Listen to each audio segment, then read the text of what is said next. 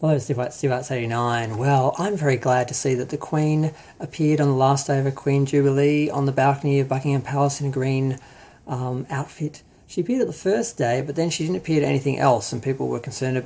Whenever she does or doesn't do anything, people are concerned about her health at this moment, because she does have some health issues. She's 94, I think, now. But yes, she showed up, and she looked good, and she was waving, and she looked happy, because a lot of the times you see the Queen and she really looks like Grumpy Cat. Someone did a meme comparing Grumpy Cat and the Queen once, and I'm like, oh wow, yeah, she does kind of look like Grumpy Cat. But I'm sure she is happy. She just has that sort of resting Grumpy Cat face. But yeah, not much to talk about. I'm just happy that she was back, that she got through the Jubilee. She opened and closed it. And she saw her grandkids and everything, and one of the other royals is pregnant, I don't care which.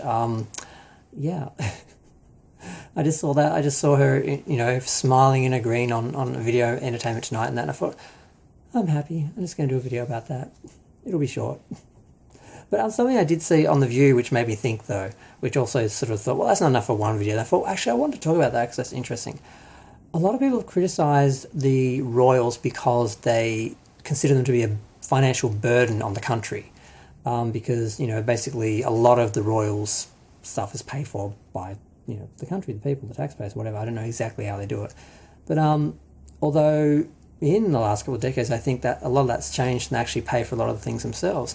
But one of the things that I think Whoopi pointed out, because Sunny was going pretty hard on the Queen because of the heritage of the monarchy and everything, and England and everything.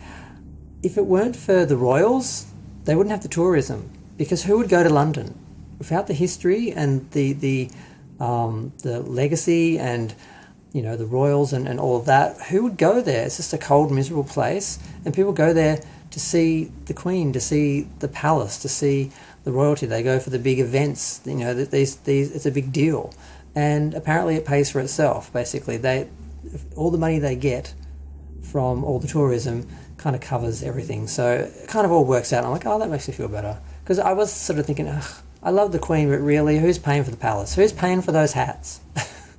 Who's paying for those little hats? Who's paying that little hat fairy that makes little hats for her?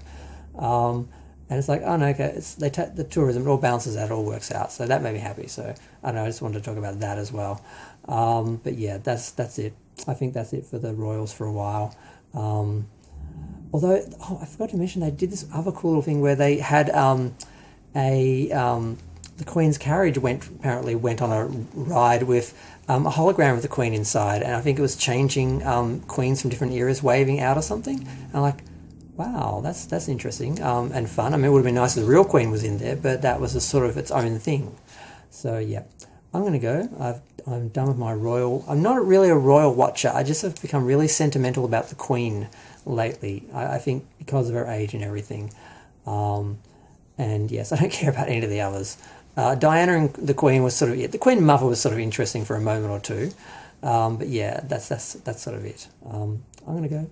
Feel free to share, like, comment, subscribe. Let me know what you think. Do you love the Queen? I don't know.